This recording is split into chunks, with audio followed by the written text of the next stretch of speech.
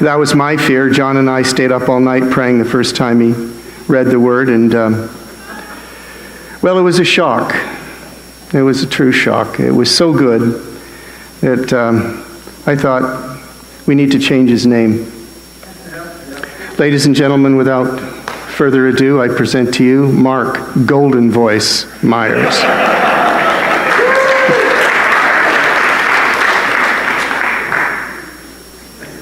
John 11. We need to turn him on. John 11.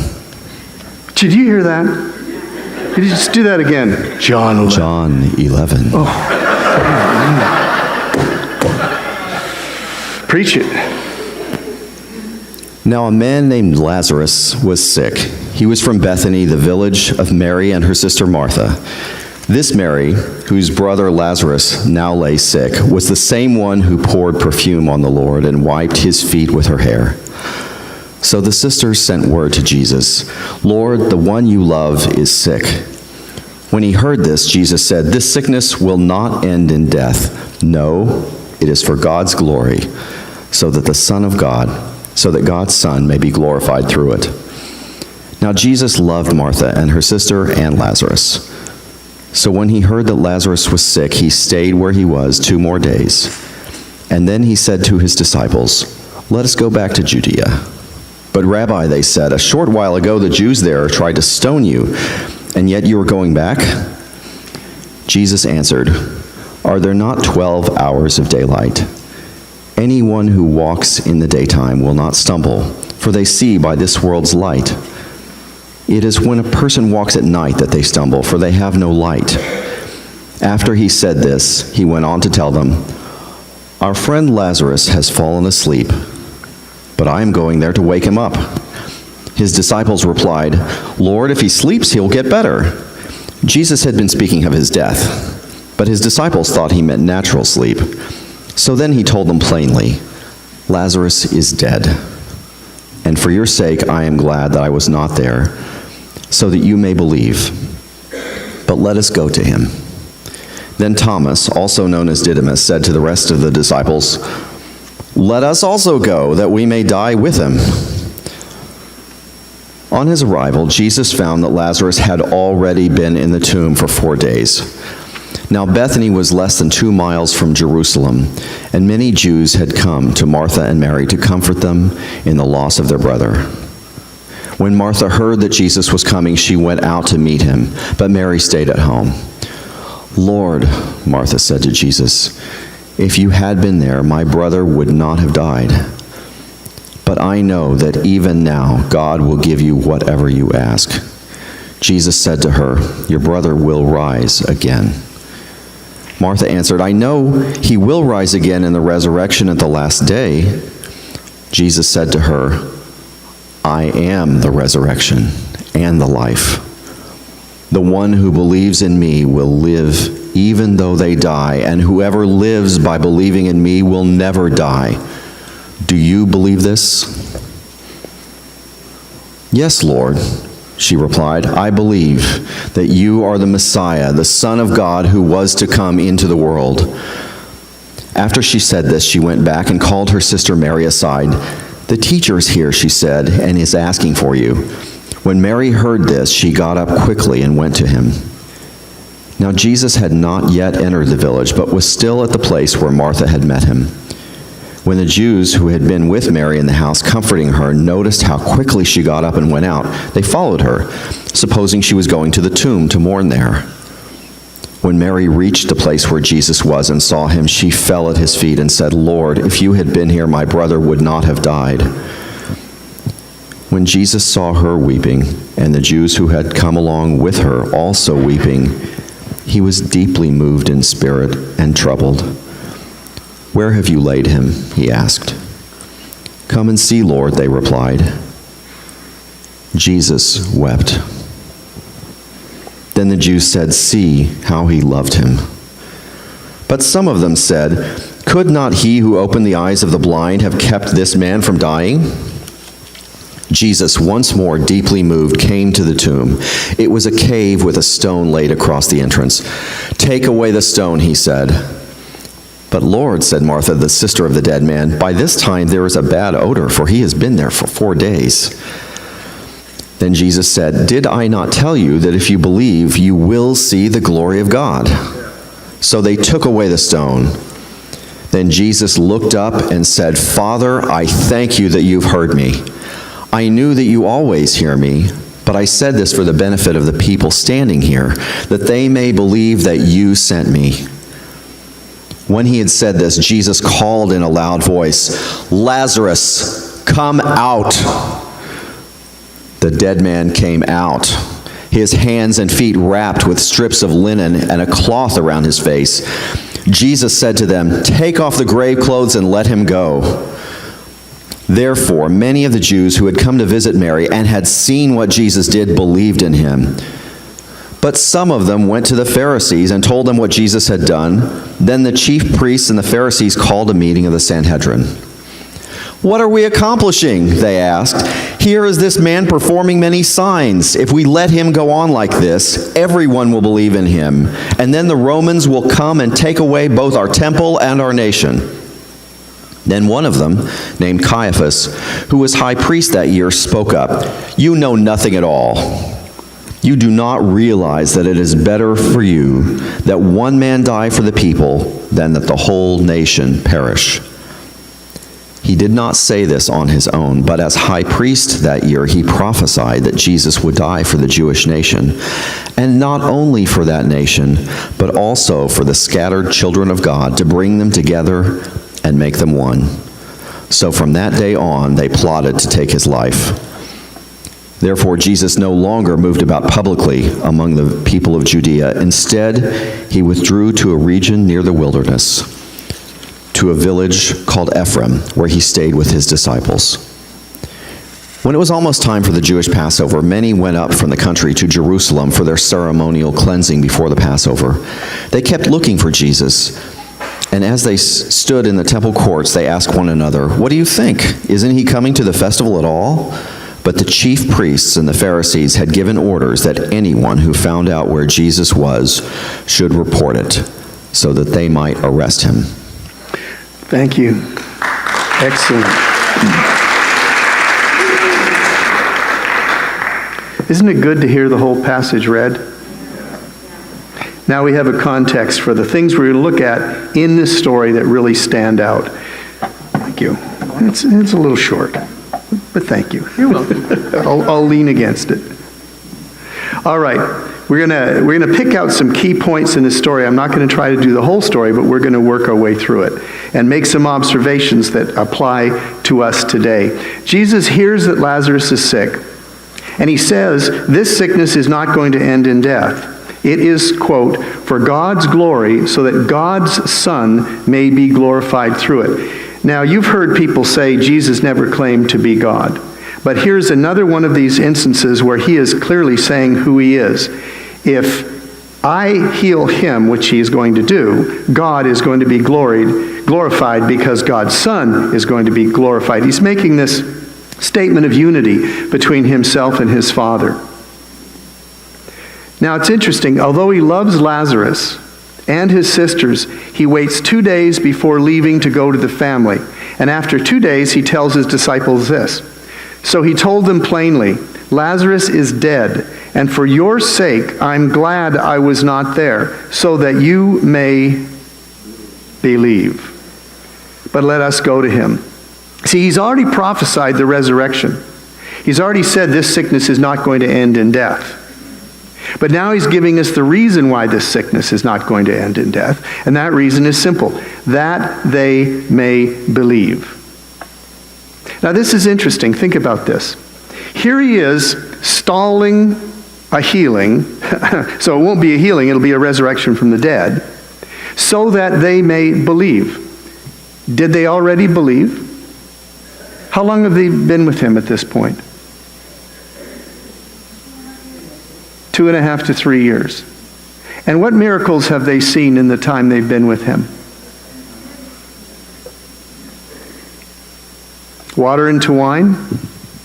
That's pretty significant.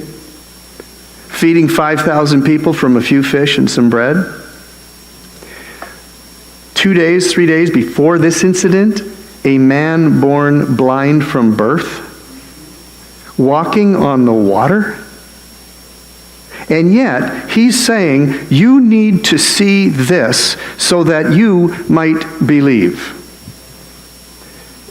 What is this suggesting to us? Believing is a matter of degree. We all start out with God with just enough belief to follow him. Just enough belief to get to heaven. But his intention is that throughout our life with him, we are going to grow in belief. And he's committed to us growing in faith. The faith that it takes to get saved is, in Jesus' words, puny. Remember, they couldn't cast out the demon, and he said, you people have puny faith. You've got enough faith to get saved, but you don't really understand the fullness of what I'm capable of. You don't understand my plans for you. You don't understand my kingdom. You don't get it. And until you get it and understand and have belief for it, you're not going to really enter into it. Now, this is intimidating, isn't it? Because right away, if we're courageous, we'll say to ourselves, well, I wonder how much faith I have. And if we're honest, we'll say, not as much as I could have, not as much as I will have when Jesus is finished with me. The key faith in your life isn't just the faith for salvation, it's the faith for the kingdom of God in your life now. And that can always increase. It can always increase. And it also raises a question about how we usually think about belief and miracles. Here's what we usually think. Our faith causes miracles. If you want to see God do something powerful, you got to have faith for it. Is that not how we usually think? All right. And it's true. Faith is one of the principal ways in which God intervenes in our creation. It's one of the principal ways he comes in and violates his laws of nature to bring about his supernatural kingdom on earth. Faith is one of the keys. But we see it that way so often we don't realize this. In this story, he's reversing our understanding. He's saying, I'm going to wait until he's dead to raise him from the dead so that you can believe. In this story, he's saying experiencing miracles causes faith. We usually say faith causes miracles. No, it also works the other way around. Experiencing the power of God leads to greater belief in the power of God. And sometimes we need a miracle in our life so that we can step up and believe for more. In fact, we always need a miracle from God in our life so we can believe for more. By definition, he's infinite in his power, and so therefore we are in a growth curve that continues to go up until the moment we face him in heaven. And faith is no longer an issue, it's a reality. Okay? Why do we need more miracles to have more faith? Our human nature creates a problem for our faith. We are people stuck in time, and we are focused on our present circumstances to define the level of our faith. Hello? If you've just experienced a miracle of God this week, your faith is extremely high for miracles from God. If it has been 25 or 30 years since you've seen God do something supernatural in your life, you have been living in a present dearth, a present drought of the supernatural nature of God. And so you are going to live in the present, and you're going to define your level of faith very, very low. We tend to forget what God has done for us in the past, and so over time our faith decreases. Is there anyone in the room who will cop to that with me? Are we not creatures stuck in time? And don't we define the goodness of God by what have you done for me lately?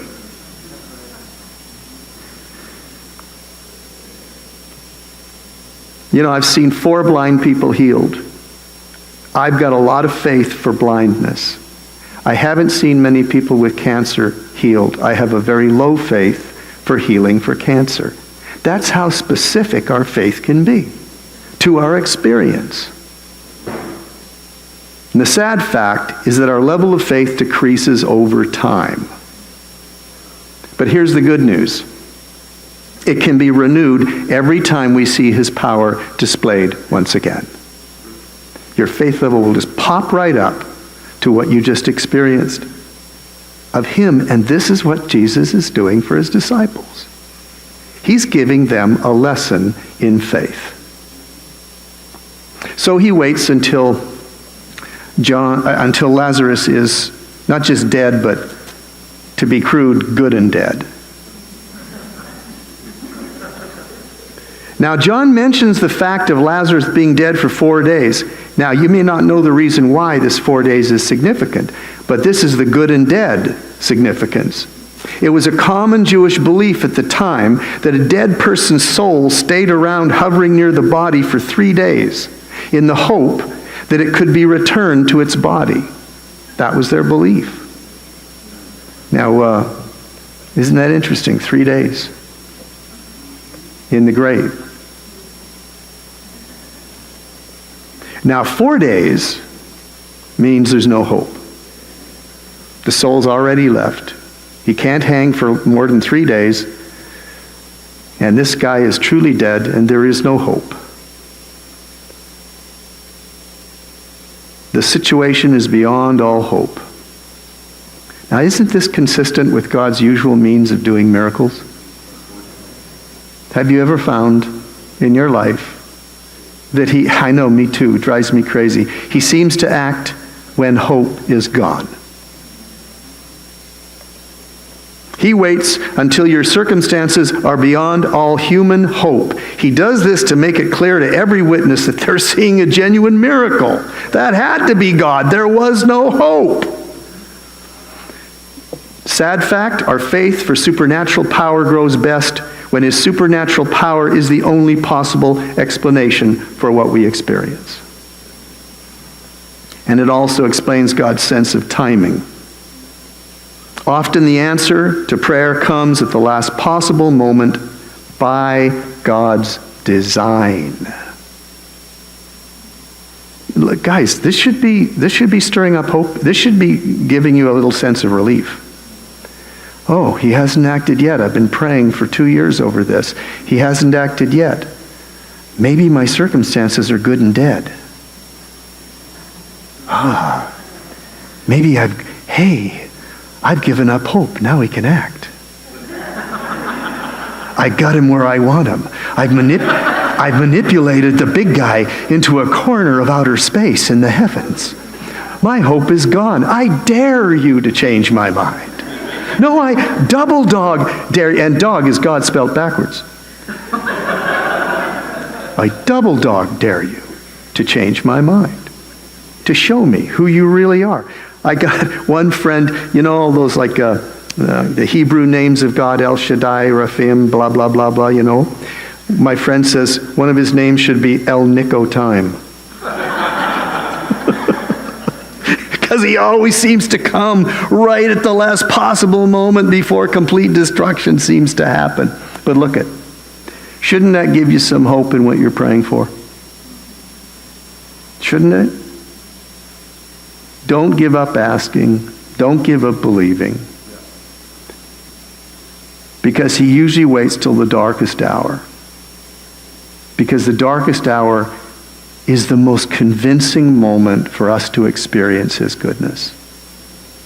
Just in the nick of time. On with the story. Jesus arrives, and Martha greets him and says, "Lord," Martha said to Jesus, "if you had been here, my brother would not have died.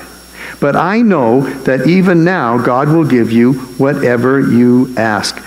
This is really interesting about this levels of faith thing. Martha has faith for healing if he's here. Get it?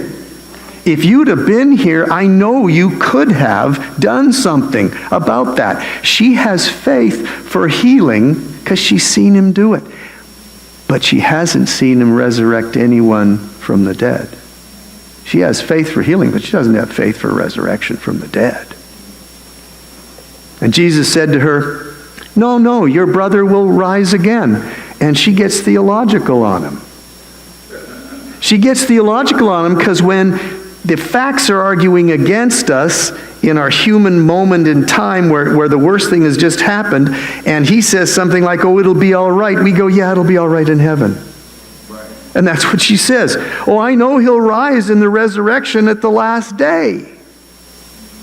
See, she's got faith for heaven, hello, salvation, but she doesn't have faith for the kingdom of God right now. She has some faith for a physical healing. If you'd have been here, it would have happened, but you're in here, it didn't happen, and so we're just going to have to wait till heaven. That's not what Jesus was talking about. He's talking about something right now. He's talking about heaven on earth. See, we got faith for heaven. We don't have faith for heaven on earth.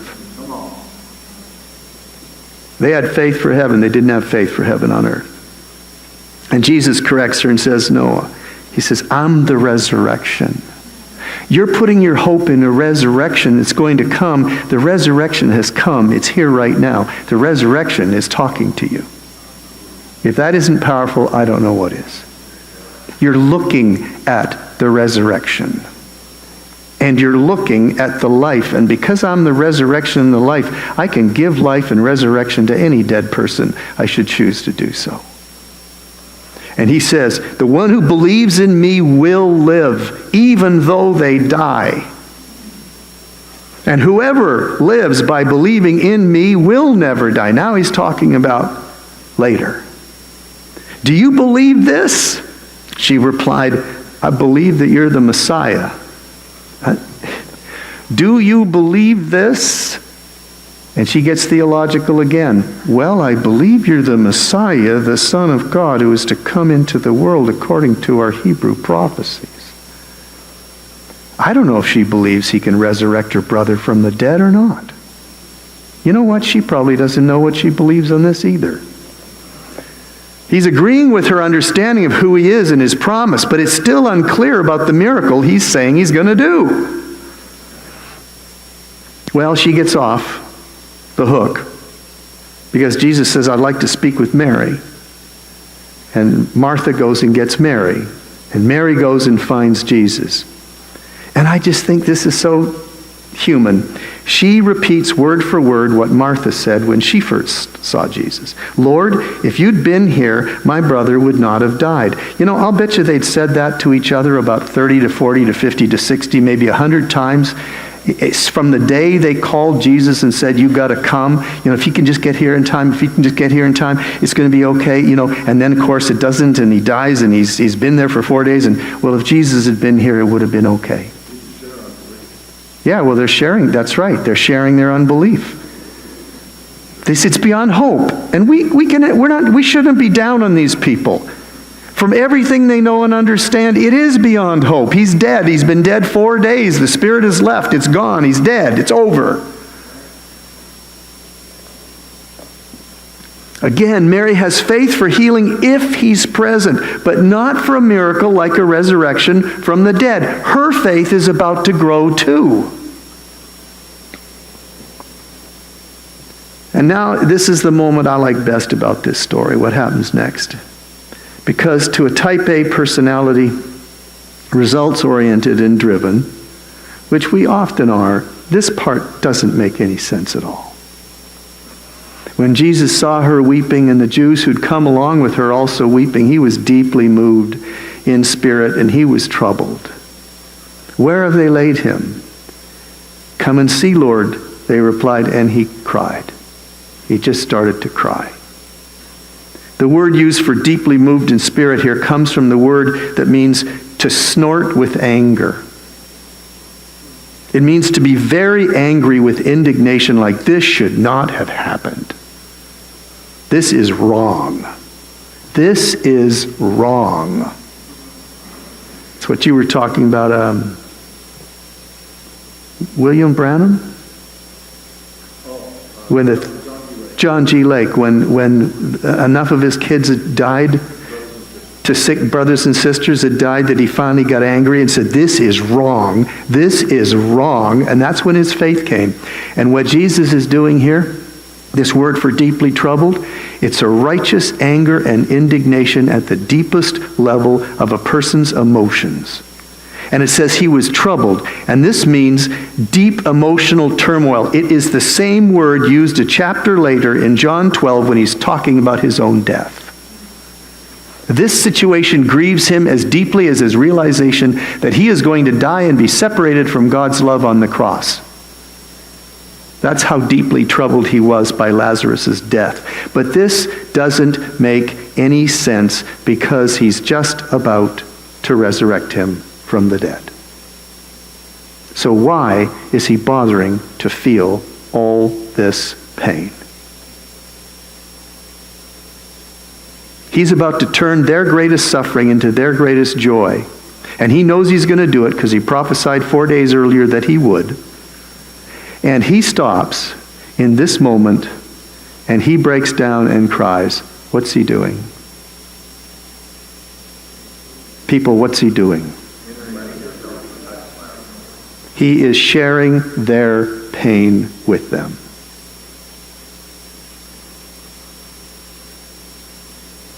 Why?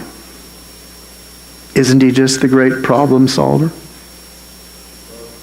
Isn't he just here to solve your problems and get you saved and get you to heaven? To be glorified because he's so amazingly powerful? Isn't that why he does what he does? The answer to why he enters into their pain has to do with the relational nature of our faith. And this is the part most of us miss most of the time. Because we live in a world where your worth and your identity is what you do, and your productivity measures your worth, and our life is a program of unending works and effort and accomplishment. God is not just interested in establishing his kingdom on earth, he is interested in having a relationship with each one of his children. And as John pointed out last week, a good leader cares about those he leads. And he truly cares about them. And Jesus is not content to just solve their problem. He wants to share their problems with them. Jesus is not just interested in solving your problems. He wants to share your problems with you. And his promise, I will never leave or forsake you, is the greatest promise you have, because some problems don't have solutions. They just have someone to share it with. And he's the one you can share it with, always. God identifies so deeply with you that he shares your pain with you before and while he is healing you.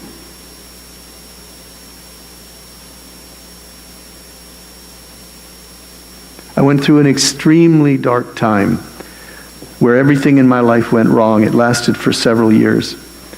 And I went into a depression. And God ultimately vindicated us and set our feet back on a rock. But when I think back to those times and what I learned in that time, the greatest thing I have from that time is not the amazing way he solved our problems. He did. He really worked some miracles, literally. It's the way he became my friend during the pain that I've never lost. The word friend took on an entirely new meaning through that time, and that's never left me. Sometimes I think I'm disrespectful to him because I know I'm supposed to call him master, and I know I'm supposed to call him Lord, and I know I'm supposed to, I don't know. But I can't help but call him friend, because that's who he became for me in that time. And Jesus himself said, I'm not calling you servants. I'm calling you my friends.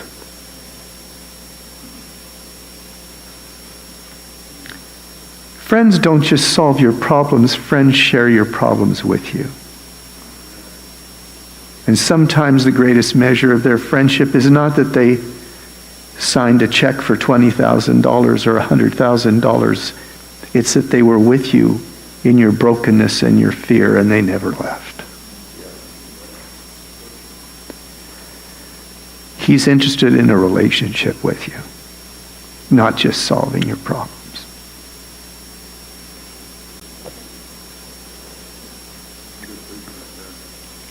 He feels what you feel. He feels what you feel. And you are never alone in your pain or your loss. And if you feel alone in your pain, it's because you haven't found him in it yet. But he is there.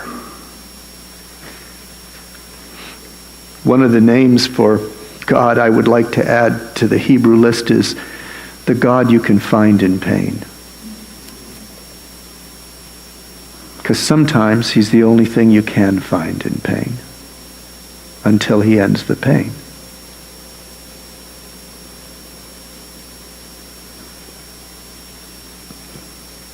Jesus did miracles then, and he does them now to accomplish three things.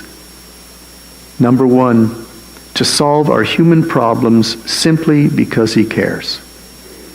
He does it out of love. Number two, he does miracles in our life to increase our faith in God so we can grow in our understanding of his goodness and trust him more.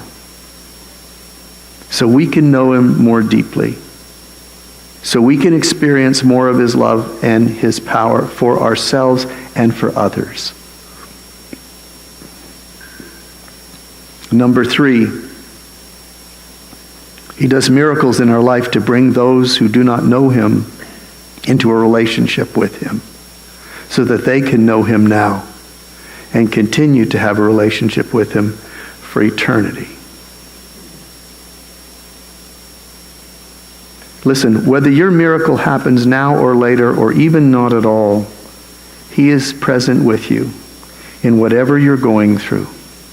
And he is the God who can be found, and he feels your pain.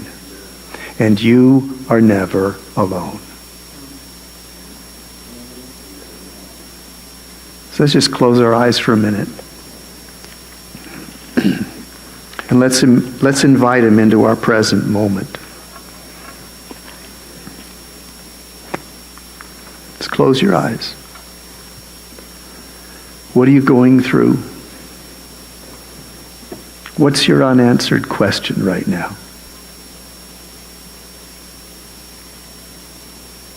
What's your unanswered prayer?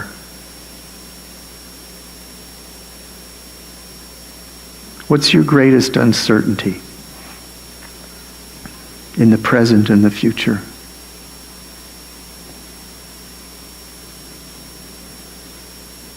What are you worried about?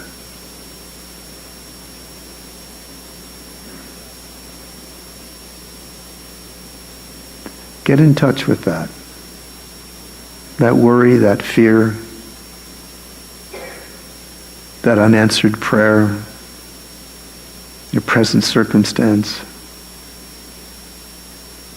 Don't run from it. Let it rise up. And just see it for what it is. What are you afraid of? What's your worry for the future?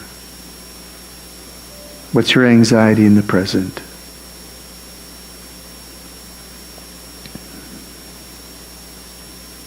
What are you feeling right now?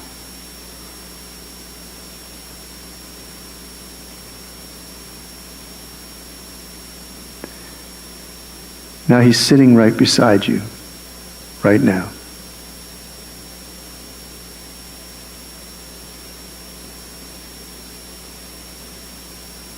He's right beside you right now.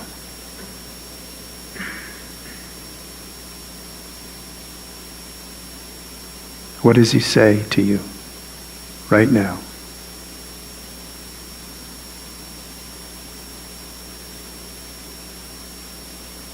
What's he saying?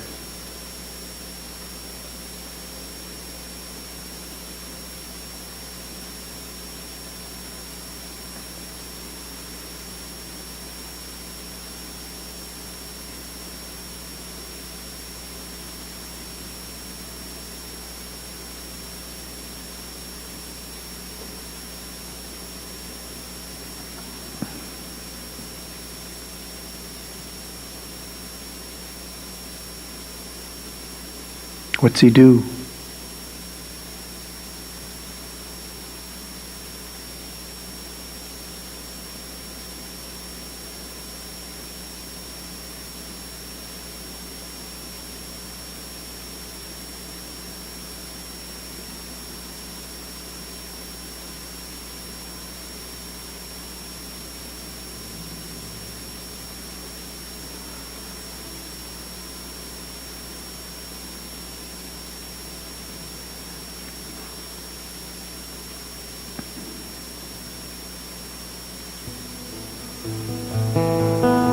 Let's share him together right now, okay?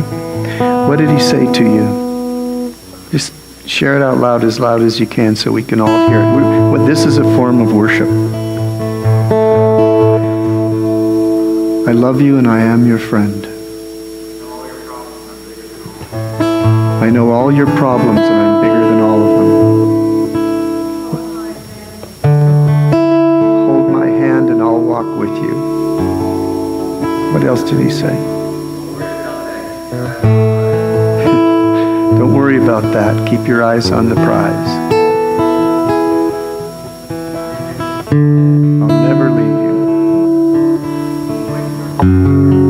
Don't waste your time worrying about it. What else? I'll show you what to do. What else?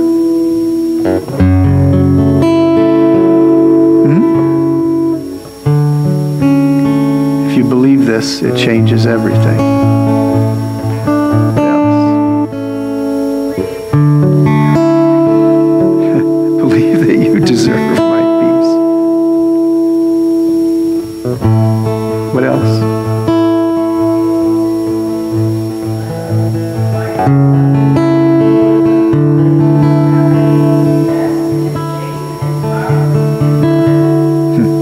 Beautiful. Do you know that everything we've just said, every one of your comments is a paraphrase of Scripture? Everything we've said so far comes right out of the Bible. How do you feel right now? You brought your anxiety to him and you spoke it out loud, and there it was. And then for most of us, I think we sense his presence. Now, how do you feel right now? What do you feel?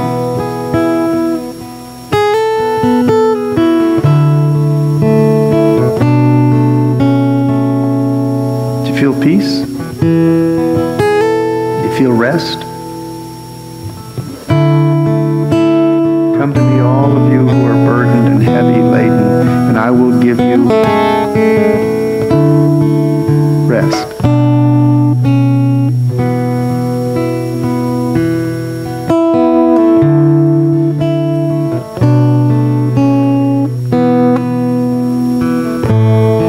Can we do good Father?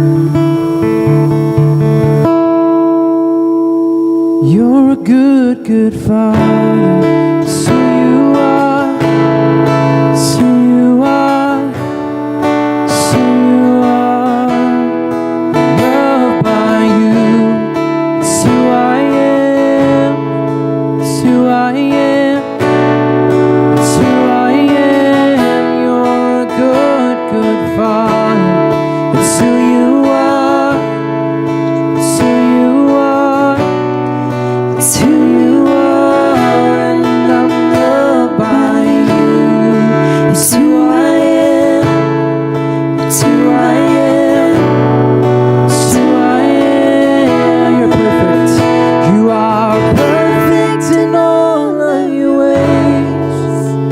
You are perfect in all of your ways. You are perfect in all of your ways to us.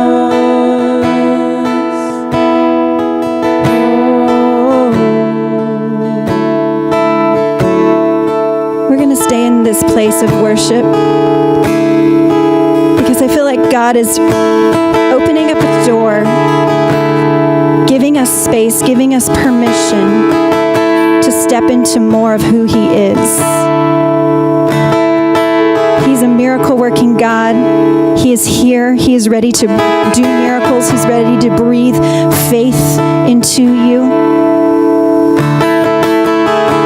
And so if you could just open up your heart, open up your hands, surrender to this good, good Father who feels compassion and love and sympathy towards the situations you're in. And give him space, give him time, give him the platform of your heart right now in this moment to work. Maybe your heart is that grave. Maybe there are dead dreams, there are dead situations, there is destruction that's come. God is a good, good Father, and he's saying, I can come into that place, into that death, and I can breathe life. I can breathe hope. I can do miracles. And he's challenging me, he's challenging you, he's challenging us to say, our eyes will stay fixed on you no matter what. Because where we put our focus, where we put our attention is where our worship goes. We cannot worship something unless we are fixed on that thing. And if your eyes are fixed on death, if your eyes are fixed on the struggle, if your eyes are fixed on the disease, if your eyes are fixed on the lack, that is where your worship is. And God is saying, in this moment, in this place, you worship me. You get your eyes fixed on me. You open up your heart. You open up those hard places. And I will come in. And I will exchange darkness for light. I will exchange despair for hope. I will exchange sorrow for joy. I will exchange in the middle of worship. But your eyes have to be fixed on me. And so we're just going to sing one more song, and I just challenge you to give God space right now to do what he wants to do inside of you. Awaken our hearts, God. Awaken our minds. Awaken our spirits to understand, God, what you're doing in this moment. Because we do not want to let this moment pass by. We want to step into the greater measure of who you are.